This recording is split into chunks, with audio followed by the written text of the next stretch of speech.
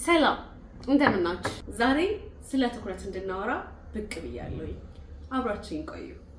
ትኩረት ካላደረግን ነገሮች ላይ የመሳካት እድላቸው በጣም አነስተኛ ነው። ቢሳኩ ራሱ የምንፈልገውን አይነት አውትፑት ወይም ደግሞ ውጤት አናገኝም ማለት ነው።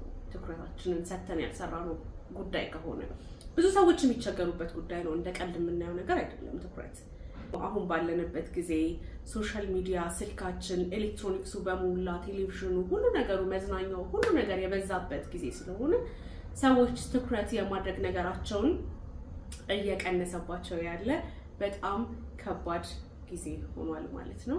ስለዚህ እንዴት ነው ይህንን ነገር ማስተካከል የሚቻለው የሚለውን አብረን እናያለን ማለት ነው። ትኩረት ማለት ለአንድ ነገር የምንሰጠው ቀልብ ማለት ነው። ለአንድ ጉዳይ ለፈለግነው፣ ለወደድነው፣ ይሄ ዓላማዬ ነው፣ ይሄ መስራት የምፈልገው ነገር ነው፣ ይሄን ማሳካት ያለብኝ ነገር ነው ብለን ለምናስበው ነገር የምንሰጠው ቀልብ ማለት ነው ትኩረት። እንዴት አድርገን ነው ትኩረታችንን መሰብሰብ የምንችለው? ሀሳባችን የተበታተነ እንዳይሆን ስብስብ ያለ ወደ አሰብነው ነገር ብቻ ያለ ቀልብ የገዛን ሰዎች እንድንሆን ማድረግ የምንችለው በምንድንና እንዴት ነው የሚለውን እናወራለን፣ እናያለን ማለት ነው። ከሁሉ በፊት ትኩረት ለማድረግ ቅድሚያው ነገር ምንድን ነው? የምንፈልገውን ነገር ማወቅ።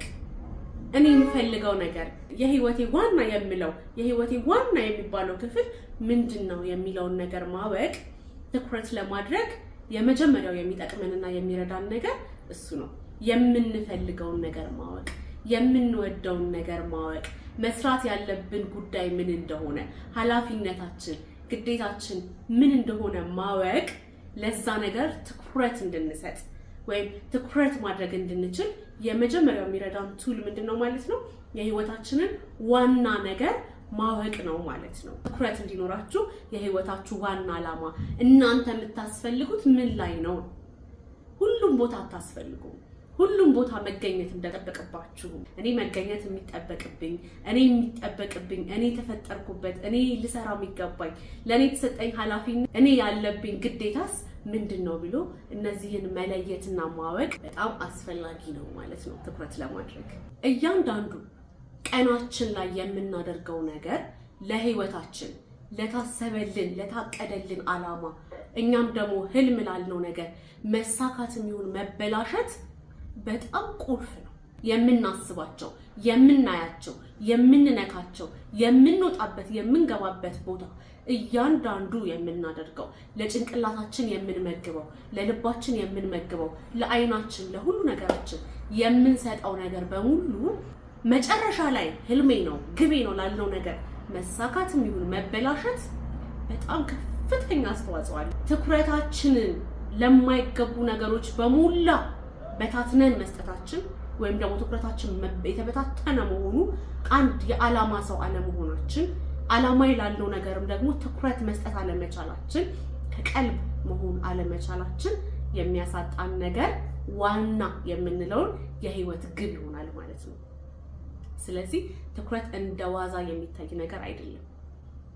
ትኩረት ያደረጉ ሰዎች፣ ፎከስ ማድረግ የቻሉ ሰዎች ናቸው ከግባቸው ካሰቡት ነገር መድረስ የሚችሉት። የትኩረት ሰዎች መሆን አለብን። የዓላማ ሰው መሆን አለብን እንደምንለው ሁሉ ለዓላማችን መድረስ እንድንችል ዓላማ ኢቭን እንዲኖረን ትኩረት ያለን ሰዎች መሆን አለብን። ትኩረት ማድረግ የማይችል ሰው ዓላማው ምን እንደሆነ እንኳን ማወቅ አይችልም። የምንወደውን ነገር ማወቅ፣ የተሰራንበትን ነገር ማወቅ፣ መክሊታችን ምን እንደሆነ ማወቅ፣ ከኛ የሚጠበቀው ምን እንደሆነ ማወቅ፣ ኃላፊነትና ግዴታችንን መለየት፣ ሁሉም ቦታ አለመገኘት፣ ሊታዩ የተሰሩ ነገሮችን ሁሉ ለማየት አይናችንን፣ ልባችንን፣ አይምሯችንን ክፍት አለማድረግ። ይመጣል ግን ስክሮል የሚባል ነገር አለ ራይት። ከኛ ጋር የማይሄዱ፣ ከኛ ማንነት ጋር የማይሄዱ፣ ከኛ ዓላማ ጋር የማይሄዱ፣ ከኛ ፐርሰናሊቲ ጋር በፍጹም ሊሄዱ ማች ሊያደርጉ የማይችሉ ነገሮችን ስኪፕ ማድረግ መልመድ አንዱ ትኩረት ማድረግ እንድንችል ይረዳን ነገር ነው ማለት ነው። ስለዚህ የመጣላንን ሁሉ አለመውሰድ፣ አለመመገብ፣ ወደ ውስጣችን አለማድረግ ትኩረታችን የሆነ ቀጭን የሆነ መፍሰሻ እንዲኖረው ያደርገናል፣ ይረዳናል ማለት ነው። ስለዚህ ይሄንን ለማድረግ ከሚረዱ ነገሮች ውስጥ አንዱ እንግዲህ ስልካችንን ምንም ልናደርገው አንችልም። በጣም ትልቅ ቱል ነው። ብዙ ነገሮችን ማግኘት እንችላለን። በጣም ብዙ ዕውቀቶችን በስልካችን ማግኘት እንችላለን። ላይክ ብዙ ነገሮች ስልካችን ላይ የሚጠቅሙ ነገሮችን ማግኘት የምንችልበት በጣም ትልቁ ቱላችን ስለሆነ ምንም ማድረግ አንችልም። ግን መስራት ያሉብን ጉዳዮች ሲኖሩ ከስልካችን ውጪ የሆኑ ስራዎች ሲኖሩ በትንሹ ኖቲፊኬሽን ኦፍ ማድረግ፣ ስልካችሁን ዞር ማድረግ፣ እነዚህ ነገሮች መልመድ አለባችሁ። እያነበባችሁ ከሆነ ማንበብ ካለባችሁ ስልካችሁን ኖቲፊኬሽናችሁን ኦፍ። በመቀጠል ደግሞ ምን ታደርጋላችሁ? በየ25 ደቂቃው እረፍት ማድረግ። ላይክ አሰልቺ ሊሆን ይችላል። ላይ ነገሩ አሰልቺ ይሆንና አይምሯችን ምን መፈለግ ይጀምራል? አዲስ ሀሳብ እየሰራን ካለነው ነገር ውጪ የሆነ ሀሳብ ይፈልግና የባጤ ቆጦ ማሰብ ይጀምራል ማለት ነው። ግን እኛ ደግሞ እጃችን ወይ ደግሞ አይናችን or something የሆነ ስራ ደግሞ እየሰራ ነው። በተመሳሳይ ሰዓት አይምሯችን ደግሞ ሌላ ቦታ ነው ያለው። እንሰራው ስራ ፕሮዳክቲቭ የሆነ የሚያምር ቆንጆ የሆነ አውትፑት ያለው ነገር አንሰራም። ይህንን ነገር ለመከላከል ምንድነው ማድረግ ያለብን? 25 ደቂቃውን ኳሊቲ የሆነ ሀሳባችንን ስብስብ አድርገን ከቀልባችን ሆነን ያንን ስራ እንሰራና 5 ደቂቃ ሊሆን ይችላል፣ 3 ደቂቃ ሊሆን ይችላል፣ በመሃል ብሬክ ማድረግ ማለት ወደ ስልካችን መመለስ ማለት አይደለም። ከምንሰራው ስራ ውጪ ሆነን ከራሳችን ጋር መሆን፣ አየር መውሰድ ሊሆን ይችላል፣ ብሎ ከራስ ጋር መሆን ይችላል። ከምንሰራው ስራ ውጪ ሆኖ ግን ስልክ ላይ መሆን ማለት አይደለም። ያ እረፍት አይደለም። ያ ሌላ ስራ መፍጠር ማለት ነው። ሌላ ኢነርጂያችሁን የሚወስድ ነገር ውስጥ መግባት ማለት ነው። ለምትቀጥሉት ከ25 ደቂቃ በኋላ ድጋሚ ለምትቀጥሉት ደግሞ ስራ ሬዲ እንድትሆኑ ሳይሆን ኢነርጂያችሁን እንድትጨርሱ ነው የሚያደርጋችሁ። ወደ ስልካችሁ ተመልሳችሁ 3 ደቂቃ ልረፍ የምትሉት አይነት እረፍት አይሆንም። ከዛም ሲቀጥል ለ3 ደቂቃ ተብሎ የሚገባ ስልክ 30 ደቂቃ መልሳችሁ ደግሞ እዛው ስልካችሁ ላይ ልታገኙት ስለምትችሉ ራሳችሁን ማረፊያ አይሆንም። እንደውም የባሰ ነው የሚያበላሸው ነገራችሁን። ስለዚህ 25 ደቂቃ ትሰራላችሁ፣ ደግሞ መልሳችሁ ከራሳችሁ ጋር፣ ከሰውነታችሁ ጋር፣ ከትንፋሻችሁ ጋር ላይክ ራሳችሁን የምታዳምጡባት ትንሽ ሰከንድ የምትሉባት ደቂቃ 2 ቢሆን 3 እስከ 5 ደቂቃ ለራሳችሁ ትሰጣላችሁ። መልሳችሁ ደግሞ 25 ደቂቃችሁን እያላችሁ ስራችሁን ትሰራላችሁ ማለት ነው። ይሄ በጣም በተደጋጋሚ ነው የተባለው፣ ግን እንደቀላል ነው የምናየው። ብዙዎቻችን ስለማንከፍልበት ይመስለኛል። የምንከፍልባቸው ነገሮች ነው ዋጋ የምንሰጠው ብዙ ጊዜ ነው። እንቅልፍ ትኩረት ለማድረግ ለነገሮች ትኩረት እንዲኖረን የተሰበሰበ ሀሳብ እንዲኖረን ማድረግ እንድንችል እንቅልፍ በጣም ወሳኝ ነው።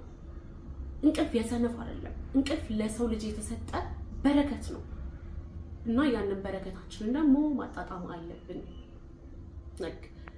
ከ4 ሰዓት እስከ 12 ሰዓት ተኛችሁ ማለት 8 ሰዓት ኳሊቲ የሆነ የእንቅልፍ ሰዓት አገኛችሁ ማለት ነው።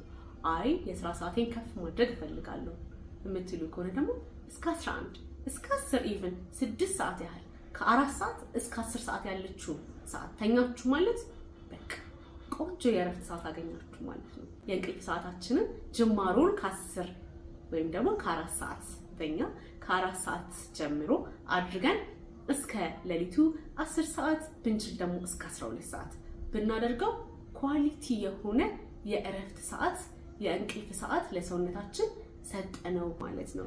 ሌላኛው ደግሞ በአንድ ጊዜ የምንሰራው ስራ አንድ ነገር ብቻ መሆኑን እርግጠኛ መሆን። በአንድ ጊዜ የምንሰራው ስራ አንድ ስራ ብቻ መሆን አለበት። ይሄንንም ያዝ ያንንም ያዝ ይሄንንም ያዝ ያንንም ያዝ ከሆነ ያዝ ለቀቅ የሚባል አይነት ነው የሚሆንብን። አንዱን ጥራት ያለው ነገር መስራት ላንችል እንችላለን። ስለዚህ ትኩረታችንን መሰብሰብ እንድንችል ለአንዱ ነገር ብቻ ጊዜያችንን መስጠት።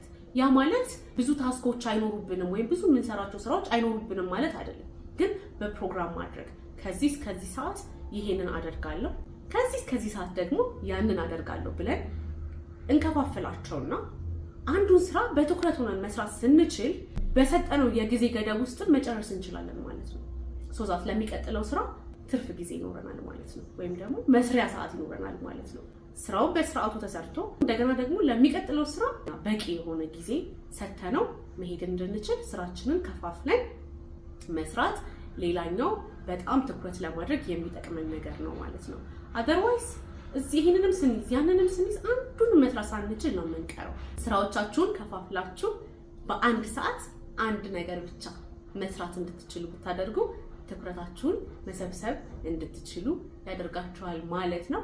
አይምሮአችንና ልባችን እያሰበ ያለውን ነገር አንድ ማድረግ፣ ይሄኛው ደግሞ ሌላኛው ትኩረት ለማድረግ የሚረዳን ዋነኛው ነገር ቀልብ መግዛት። ልንሰራ ያስቀመጥነው ነገር አለ ራይት? ያንን ልንሰራ ያሰብነውን ነገር ልባችንም አይምሮአችንም እንዲያስበው ማድረግ ቀልብ መግዛት ይባላል። ወይም ደግሞ ፎከስ ማድረግ፣ ትኩረት ማድረግ ይሄው ነው ማለት ነው። ዛሬ ስለ ፎከስ ወይም ደግሞ ትኩረት አውርተናል። በሌሎች ቪዲዮዎች ተመልሼ እመጣለሁኝ። አብራችሁኝ ቆዩ። ሰላማችሁ ይብዛ።